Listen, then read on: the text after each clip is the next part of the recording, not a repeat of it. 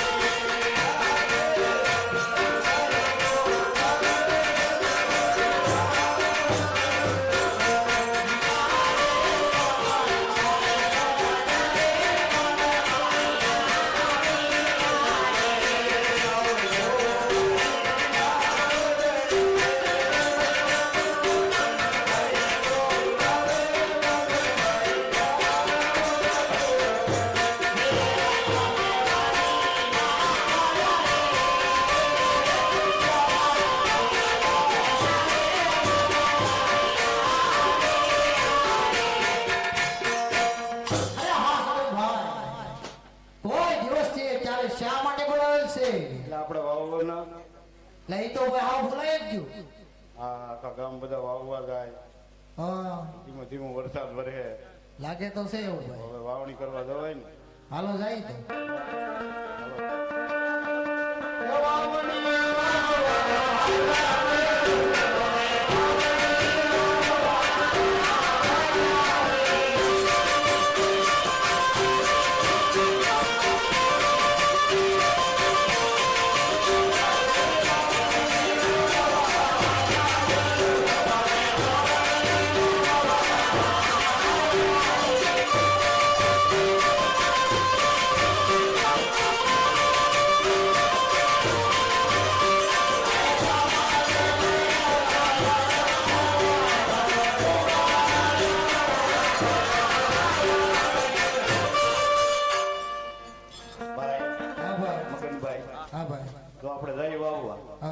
અમે આપણા રાજા મળ્યા રાજા પેટ ના વાઈ ગયા ઈ વાત કર્યા છો એટલે આપણે એના છોકર લઈને ન જવાય તો આપણે એક કામ કરીએ અહીં ઘડીક વાર ડવડા ઉભા રહી હમણે વિયા જાય બરોબર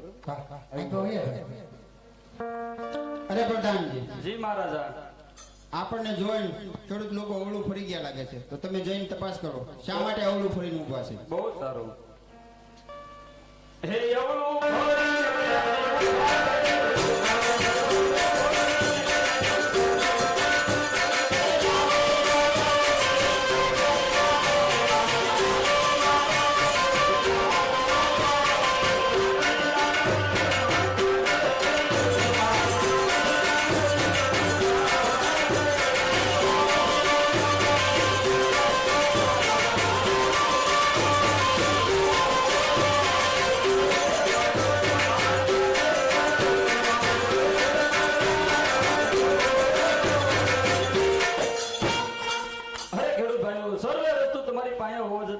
શા માટે બોલો અરે પ્રધાનજી જો સત્ય કહેશું તો આપના મહારાજાને દુઃખ તો નહીં થાય ને તમને પૂછતા હોય બહુ સારું હે મહારાજા ખેડૂત ભાઈ એમ કે બધી જેની પાસે હોવા છતાં જૂઠું બોલે એને એમ કીધું સત્યને સાચું કહેશું તો આપને દુઃખ તો નહીં લાગે ને? અરે પ્રધાનજી, સત્ય કહેવામાં કોઈ વાતનું દુઃખ લાગતું જ નથી. અને જે હોય તે સત્ય કહેજો. સત્ય ન કહો તો તમને ભોળાનાથના સોગંદ છે. બહુ સારું. અરે ખેડૂત ભાઈઓ, સત્ય કહેવાથી કોઈ દી કોઈને દુઃખ નથી લાગતું. અને જે હોય એ સત્ય કહો. સત્ય ન કહો તો તમને ભોળાનાથના સોગંદ છે.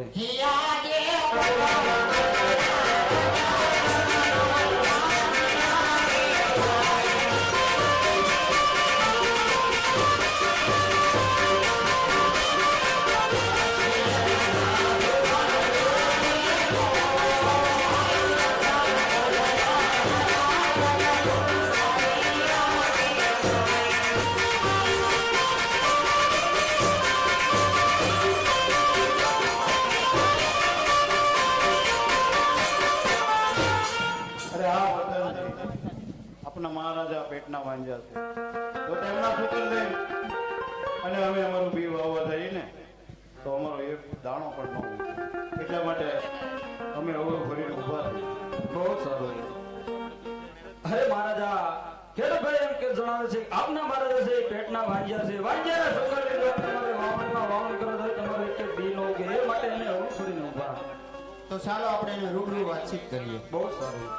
અરે ખેડૂત ભાઈઓ, મારે લાશા લક્ષ્મી અને સગુણા 3 દીકરી હોવા છતાં હું વાંજો કેમ કેવો ભાઈ?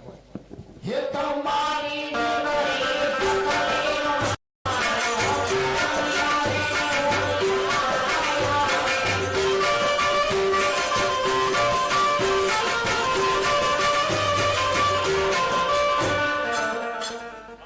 અરે આવ મહારાજા, આપ તો લાખોના પાલનહાર છો અને અમે તો એક તમારી રૈયત છીએ પ્રભુ. અમે તમને શું કહીએ? તમને કહેતા અમને પણ બહુ દુઃખ થાય છે, કારણ કે આપણે